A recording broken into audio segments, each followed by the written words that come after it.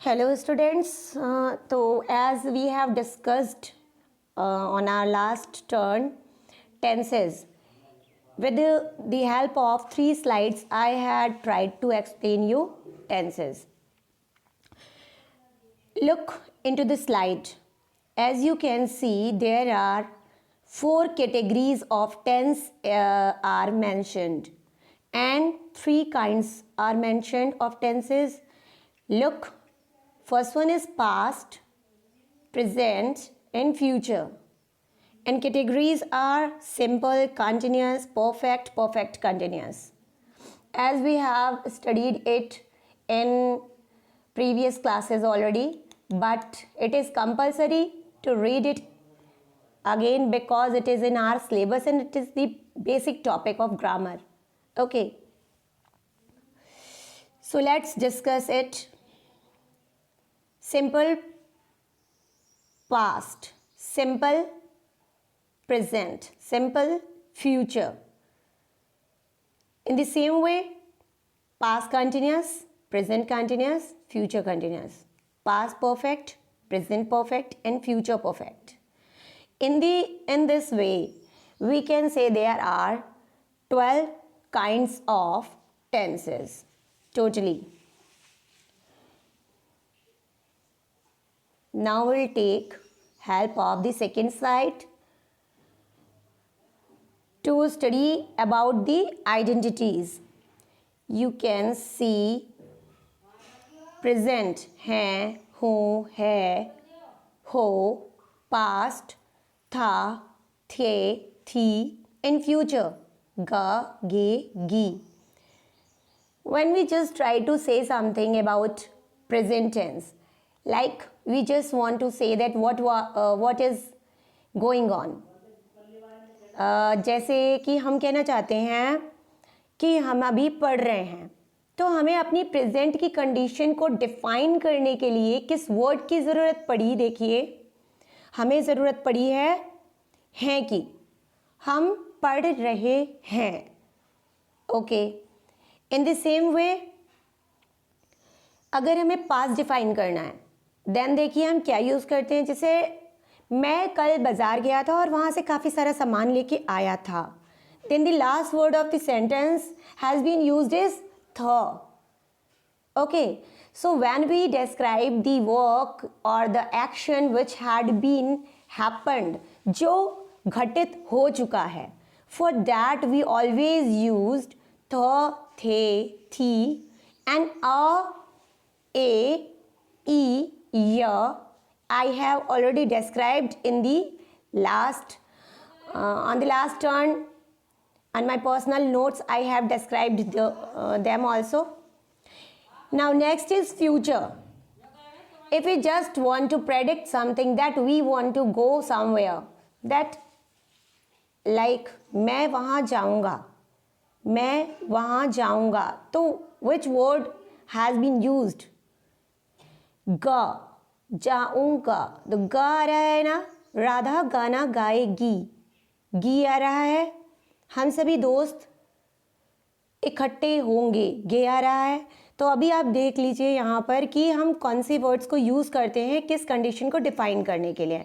On the basis of these things we can identify kinds of tenses, that which kind of tense has been used: present tense, past tense and future tense. Okay, now we will talk about the categories. There are 4 categories as it has been mentioned already: indefinite continuous, perfect, perfect continuous.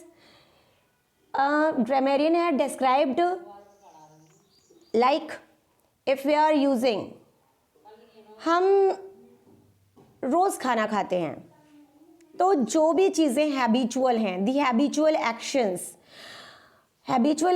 Has been defined by the indefinite tense. जैसे कि देखिए, it shows general statement of action, it doesn't tell whether the action is complete और not. हम रोज़ इस काम को करते ही हैं, हमें पता है, हैबिचुअल है. I go for a walk every day, जिसे मैं रोज़ टहलने जाता हूँ, तो क्या आ रहा है? ता. Thus we can identify the category. करता हूँ, सोता हूँ, खाता हूँ, है ना, anything. In the last second word, if ta, te, ti has been used, then we can identify it as indefinite tense or we can call it simple also. ठीक है, हम इसे present indefinite, past indefinite, future indefinite भी कह सकते हैं. In the same way we can call it simple present, simple past and simple future. Let's take an example.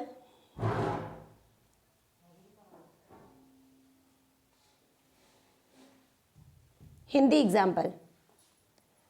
First reading in this way, we need to take a Hindi example. Okay. सूरज पूरब से निकलता है. सूरज पूरब से निकलता है. तो the second last word of the sentence is the. है ना? Thus we can identify that this sentence belongs to indefinite category. In the same way, next, if we are going to talk about past indefinite, let's see. वह मेरे घर आया, वह मेरे घर आया. तो अब इसमें आया, the last word is ya. Okay, then we can identify that this tense is आया. देखिए लिखा हुआ है, ऑलरेडी मेंशन है. यहाँ पर 2-3 चीज़ें मेंशन नहीं है. You have to focus on that I have already mentioned it in my personal notes. या, ई, ए. आया भी हो सकता है, then आई एंड आए भी हो सकता है. गया, गई, गए. उसने मेरा काम किया. ठीक है, इन दिस वे. देखिए, हम इसके लिए सेंटेंस हमने लिया था, वह आया, तो ही केम. ओके, ही केम. नेक्स्ट देखते हैं फ्यूचर इंडेफिनिट. आपको अभी भी समझा दिया था मैंने, बट नेक्स्ट टाइम. वह कल मेरे घर आएगा. He will come. He will come to my house tomorrow. अगर past का कल है, then we always take yesterday, and if we are talking about future, then we take, always we use tomorrow. Okay. Okay. For the continuous देखिए, continuous में which is going on, what is happening. The actions had been defined. It shows that the action is in progress and is going on. ये हमेशा ये show करता है कि जो action है वो अभी चल रहा है, जो एक्शन है वो अभी जारी है, मतलब कि कुछ जो काम है वो अभी कंप्लीट नहीं हुआ है. That's why the name of that category is continuous. Continuous का मतलब ही होता है जारी रहना. और कोई भी ऐसा काम जो आपको डिफाइन करना है जारी रहने के लिए, तो आप देखिए उसके लिए आप रहा, रही, रहे वर्ड यूज ही करते हैं. जैसे मैं अभी अपना ऑनलाइन क्लास ले रहा हूं, तो रहा हूं, that the work is in progress. अभी ये काम प्रोग्रेस में है, that's why you have used रहा. तो जहां पर भी रहा वाली कैटेगरी होगी, जहां पर भी रहा होगा, वहां कैटेगरी कौन सी यूज होगी? Continuous. It is very easy. And I just want to tell you that in also perfect continuous we use raha, rahi, rahe, as you can see here. In continuous and in perfect continuous both we use raha, rahi, rahe. But the different thing is this, that in perfect continuous we use since and for, and definite or indefinite time had also been given to us. है ना? तो हमें जो है इसमें tense का time mention किया होता है, बस इतना अंतर होता है इसमें. और ये जो कंटिन्यूटी वाले होते हैं इनमें टाइम मेंशन नहीं होता है. जो कंटिन्यूटी वाले हैं उनमें टाइम मेंशन नहीं होता है. जो परफेक्ट कंटिन्यूअस हैं उनमें टाइम मेंशन होता है. That is the difference between continuous and perfect continuous. चलिए देखते हैं, एक पास्ट कंटिन्यूअस का एग्जांपल ले लेते हैं. लता गाना गा रही थी, तो Lata was singing, Lata was singing a song. और जो एक और बात मैं आपको बता दूं, पढ़ाते पढ़ाते ही आपको एक अपने माइंड में ये सेट कर लेना होता है कि किस कैटेगरी में क्या चीज़ें यूज़ होती हैं। तो जैसे अगर आप कंटिन्यूटी यूज़ करते हो, if you are just expressing any type of work which is just going on, which has not been completed, still is in progress, अगर वो अभी भी प्रोग्रेस में है तो आप ing फॉर्म का यूज करते हो। in a word, if you want to express that what is going on, अगर कोई आपसे पूछे क्या कर रहे हो, तो आप अगर कहोगे sleep, तो it can't define, study it can't define, आपको पूरा बोलना होगा स्टडीइंग। अगर आप ing यूज कर रहे हो तभी वो ये चीज बताएगा कि आप अभी उस वर्क को कर रहे हो, that has not been completed, that has not been finished. तो मैंने आपको एग्जाम्पल लेके भी बता दिया। आप देखिए फ्यूचर का भी ले लेते हैं एक एग्जाम्पल। फ्यूचर में अगर कोई भी चीज होती है तो will be, shall be plus ing आता है, ठीक है। जैसे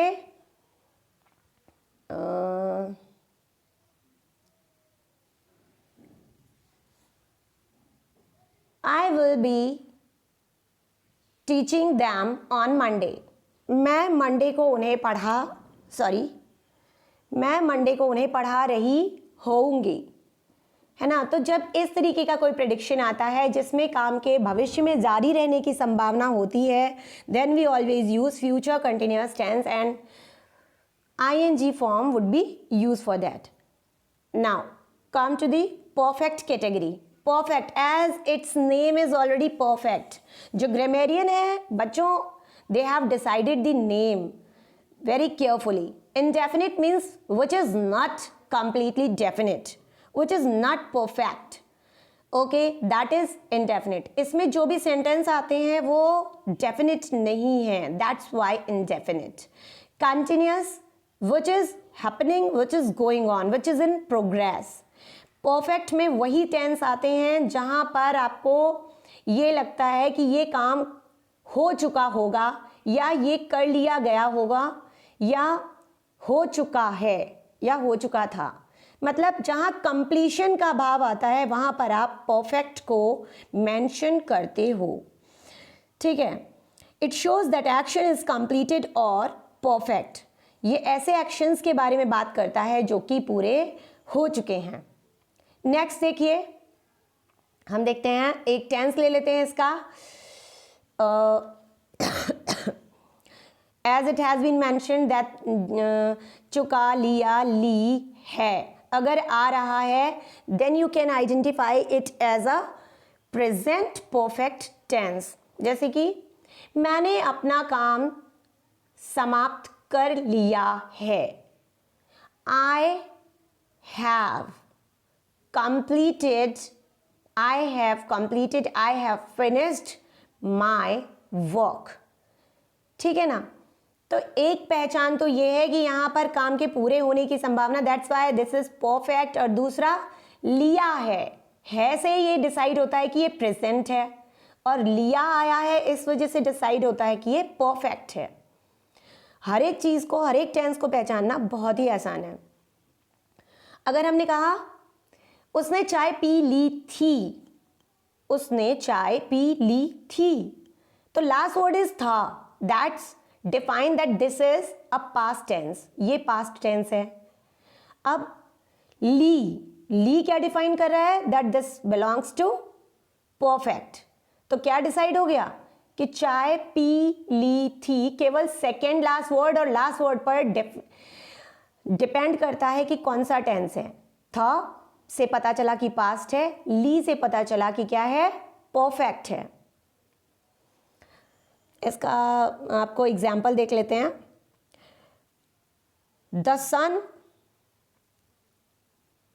has set, to express an immediately completed action, अभी रिसेंटली कोई काम अगर कंप्लीट हुआ है, जैसे सूर्य अस्त हो चुका है, रिसेंटली अस्त हुआ है, तो हम क्या कहेंगे, हैज सेट, ठीक है। तो इस तरीके से हम पहचान सकते हैं कि कहाँ पर प्रेजेंट परफेक्ट टेंस यूज हुआ है। और देख लीजिए आप, प्रेजेंट परफेक्ट की to express a past action the result of which still continues. ऐसा भी हो जाता है कि अभी पास्ट में खत्म हुआ है वो काम और उसका जो रिजल्ट है वो अभी भी प्रभाव में है, that he has had a bad day. जो उसका आज का दिन था वो बहुत ही खराब रहा है या निकला है। ठीक है, it can be used with lately, recently, never, ever, already. There have been lots of strange happenings recently. तो जहाँ पर आपको लगता है कि कोई भी काम अभी अभी खत्म हुआ है, वहां पर भी आप प्रेजेंट परफेक्ट का यूज कर सकते हो। और perfect continuous tense I have already explained. Next slide पे चलते हैं। अब हम इसमें हिंदी आइडेंटिटी को न डिस्कस करके इसमें हम फोकस करेंगे कहाँ पर कौन सी हेल्पिंग वर्ब और मेन वर्ब लग रही है। तो students let's see firstly two tenses, simple present and simple past, जो फर्स्ट और थर्ड कॉलम में है। बच्चों इन्हें देखिएगा जरा। I play basketball, I played basketball. अब आई प्ले और आई प्लेड में कितना डिफरेंस है? बहुत ही माइनर सा डिफरेंस है। क्या डिफरेंस है कि जो सिंपल प्रेजेंट है उसमें तो वर्ब की फर्स्ट फॉर्म यूज हुई है और जो सिंपल पास्ट है उसमें वर्ब की सेकेंड फॉर्म यूज हुई है। तो ये चीज आपको जरूर ध्यान रखनी है कि जो second form of main verb is only and only use in simple past tense. Past indefinite tense के अलावा सेकेंड फॉर्म ऑफ वर्ब का कहीं पर भी कोई यूज नहीं किया जाता है। जैसे अगर आपने कहा आई रैन, रैन सेकेंड फॉर्म है। ही केम सेकेंड फॉर्म है। The bell rang second form है। तो जहां पर भी सेकेंड फॉर्म है आप इजीली आइडेंटिफाई कर सकते हो कि वहां पर केवल और केवल पास्ट इंडेफिनिट या सिंपल पास्ट टेंस का यूज हुआ है, जो कि थर्ड लाइन में मेंशन है ना। अब हम डिस्कस कर लेते हैं एक बार सिंपल प्रेजेंट हम कैसे पहचानें। देखिए, एक तो इसकी सबसे सिंपल पहचान होती है अगर सेंटेंस में सिंगुलर यूज हुआ है तो वहां पर ऐसे या यस होगा। सिंगुलर यूज नहीं हुआ है तो वर्ब की फर्स्ट फॉर्म यूज होगी ओनली, कोई ऐसी या यस का यूज नहीं होगा। जैसे देखिए आई है, आई के साथ क्या लगाया हुआ है इन्होंने? प्ले। जबकि अगर यहां पर ही होता तो क्या हो जाता? He plays. समझ में आ रहा है बच्चों? अगर वर्ब की फर्स्ट फॉर्म यूज हुई है और वहां पर कोई भी हेल्पिंग वर्ब नहीं है, the main thing is this that the helping verb has not been mentioned in first and third tenses. हमारे पास वी हैव कंप्लीटली 12 टेंसेज। हमारे पास पूरी तरीके से देखा जाए तो कितने टेंस होते हैं? 12। और उनमें से केवल 2 टेंस ऐसे होते हैं जिनमें हेल्पिंग वर्ब का यूज नहीं होता है बच्चों। तो ऐसे कौन से 2 टेंस होते हैं? Present indefinite and past indefinite, जो हमारे स्टार्टिंग के 2 होते हैं, present indefinite and past indefinite. इनमें किसी भी तरीके की हेल्पिंग वर्ब का यूज अफर्मेटिव में नहीं किया जाता है। ध्यान दीजिएगा, I have told you for the affirmatives. अगर निगेटिव और इंटेरोगेटिव की बात की जाती है तो वहां पर सिंपल प्रेजेंट में डू डज लगता है और सिंपल पास्ट में डिड लगता है। जैसे ही डजंट गो देयर, वो वहां नहीं जाता है। ही डिडंट कम, वो नहीं आया। ठीक, तो इस तरीके से जहां पर आपको हेल्पिंग वर्ब देखने को ना मिले तो आप इजीली फाइंड आउट कर सकते हैं कि वो सिंपल प्रेजेंट या सिंपल पास्ट है। सिंपल प्रेजेंट होगा तब जब वर्ब की फर्स्ट फॉर्म यूज होगी, सिंपल पास्ट होगा तब जब वर्ब की सेकेंड फॉर्म यूज होगी। आगे बढ़ते हैं बेटा, ये प्रोग्रेसिव वाले जितने हैं इनको एक बार देखिए। देखिए लिखा है प्रेजेंट प्रोग्रेसिव, पास्ट प्रोग्रेसिव। नीचे आइए सेकेंड लास्ट कॉलम में फ्यूचर प्रोग्रेसिव। एक चीज कॉमन देखिए जरा, प्लेइंग पास्ट प्रोग्रेसिव में प्लेइंग, फ्यूचर प्रोग्रेसिव में प्लेइंग।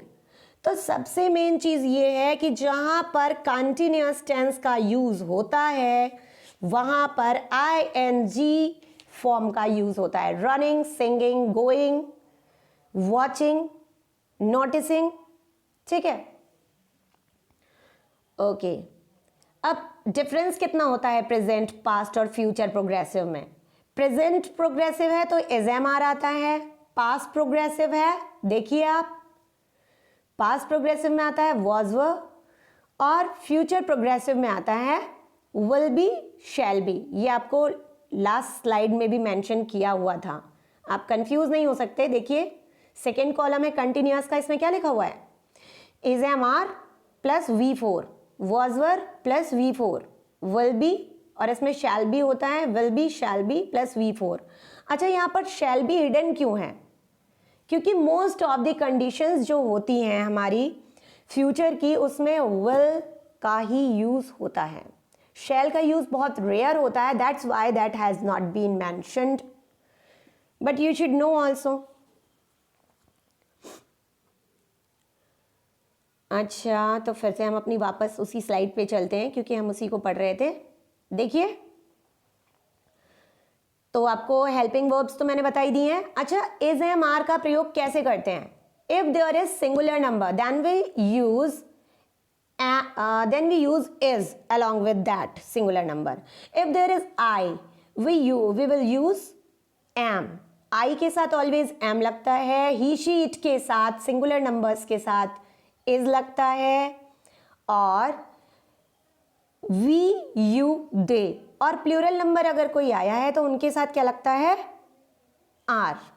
अगर हम प्रेजेंट प्रोग्रेसिव कर रहे हैं, अगर हम पास्ट प्रोग्रेसिव कर रहे हैं तो आई प्लस ऑल द सिंगुलर्स के साथ वॉज लगता है, you plus all the Plurals के साथ क्या लगता है? वर। अब आइए हम परफेक्ट टेंस पे चलते हैं। Present perfect, past perfect, future perfect, इसमें भी कॉमन चीज है। सबसे पहले हम ये देखते हैं कि what is the common among them. Second slide पे जाना पड़ेगा हमें देखने के लिए। देखिए जरा, have form has been used in all the perfect tenses. Perfect में प्रेजेंट अगर है तो हैज हैव, पास्ट है तो हैड, और फ्यूचर है तो विल हैव, शैल हैव। तो ये चीज क्लियर हो गई होगी कि यहां पर क्या यूज होता है? हैव फॉर्म यूज होती है। हैज और हैव का पास्ट जो होता है वो हैड होता है, तो इसीलिए पास्ट में यूज किया है हैड, प्रेजेंट में यूज किया है हैज हैव, और फ्यूचर में आपको पता है हमेशा हम विल शैल का ही प्रयोग करते हैं। That's why we have used will have, shall have. देखते हैं एक और चीज कॉमन है। V3 has been used in all the perfect tenses. V3 means slept, gone, wased, all ED forms. Example देख लेते हैं।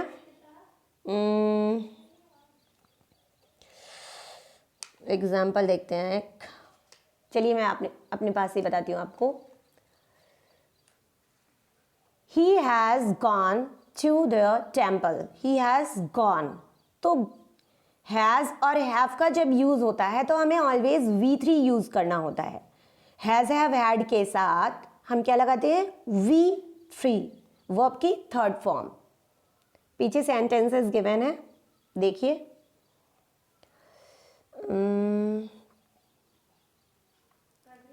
Present perfect, I have just played basketball. मैंने बस अभी अभी बास्केटबॉल खेला है। Past perfect, I had played basketball before मेरी came. मैंने बास्केटबॉल खेली मेरी के आने से पहले। Future perfect, I will have played basketball by tomorrow. मैं कल, आने वाले समय में, प्रेडिक्शन हो रहा है, फ्यूचर है ना, तो मैं आने वाले समय में बास्केटबॉल खेल चुका होऊंगा या खेल रहा होऊंगा, खेल चुका होऊंगा। ठीक है, अब आते हैं present perfect progressive, past perfect progressive and future perfect progressive पे।